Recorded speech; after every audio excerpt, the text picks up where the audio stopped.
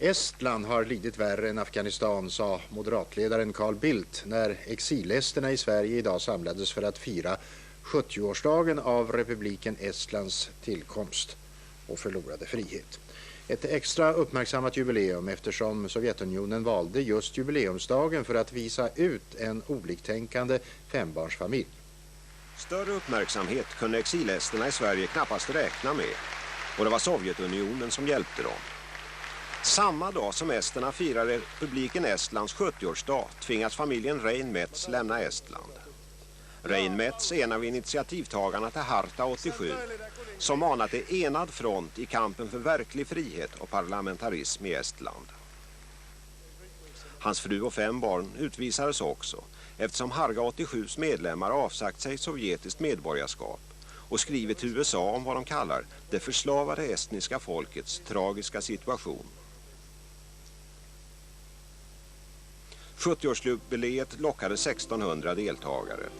En del av dem från Lettland, Litauen och Polen, som först fick höra kören sjunga Estlands inofficiella nationalsång, Vårt land.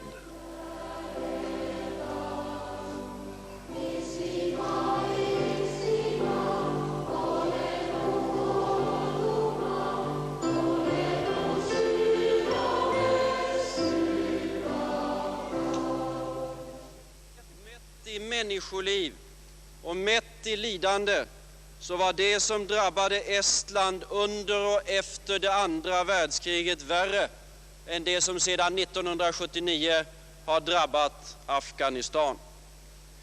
Mellan 1939 och 1958 minskade Estlands ursprungliga befolkning med cirka 30%, närmare en tredjedel, genom dramatisk flykt västerut, genom massdeportationer österut, genom offer i krig och genom brutala avrättningar.